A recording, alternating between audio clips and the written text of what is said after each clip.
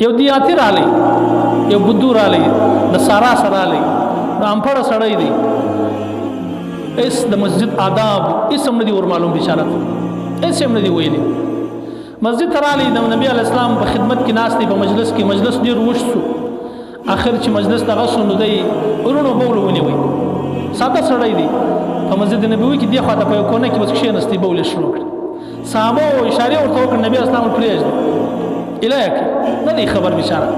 شپه تسلیم ان چې خپل بوله دغه تقاضې سفاری غسو بیا نبی اسلام راوغشت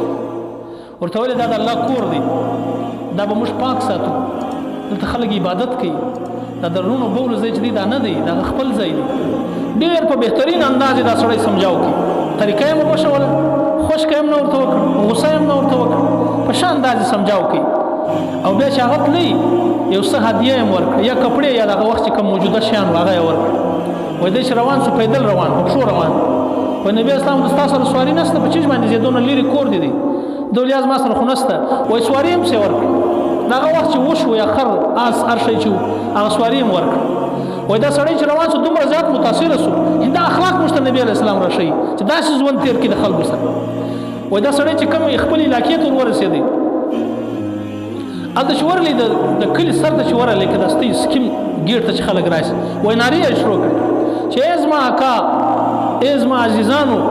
ازما ورونو زه د یو داسې مربي څخه راغلی یو دومره بهترین استاد ما ولیدی داغه د ملاقات سره روان یم ناری شروع کړ خلک راوته چې په سړی باندې سوس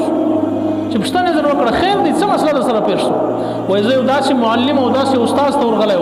ما دومره غلط کار وکړ چې په مسجد کې یعنی رونی بولی ما وکړ هغه زه ما ته نه خوشک وکړه نه زه ووالم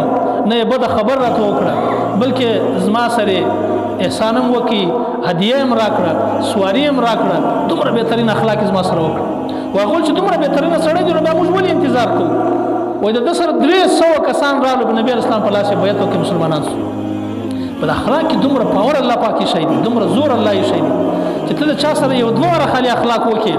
یقین وکړه تر قیامت هغه سړی ستا غلام جوړ شي خو چونکې دغه اخلاق څه مش خبر نه اخلاق زما په ځون کې نشته کورونه خراب دي د لورو د مور جنگ دی د پلارو د زوی جنگ دی د ورور جنگ دی د خور جنگ دی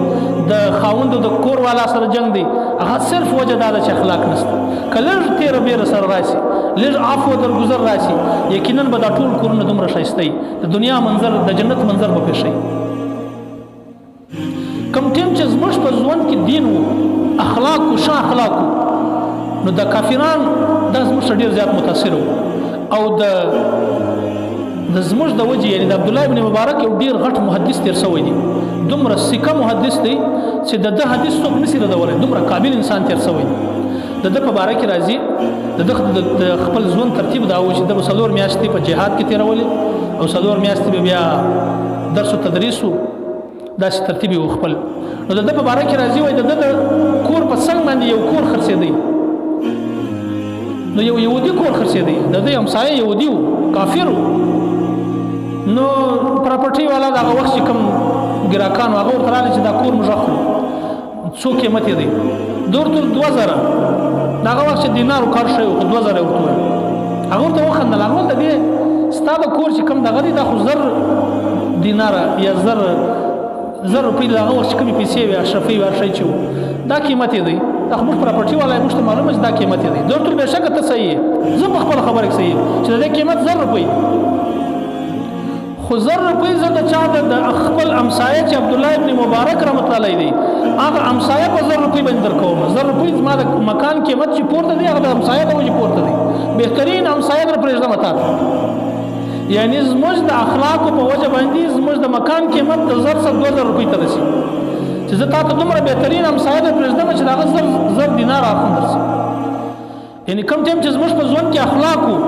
زموږ د وجه د خلکو مکانونه ګرانېدل چې بهترین همسایه الله پاک ماته راکړي چې اخلاق خراب شو هر سړی بیا وایي چې یاره بس دغه همسایه څخه ځان خلاص کړي به تاوان یې ورکوم دا ځای به تاوان یې خرڅ کړي خو دغه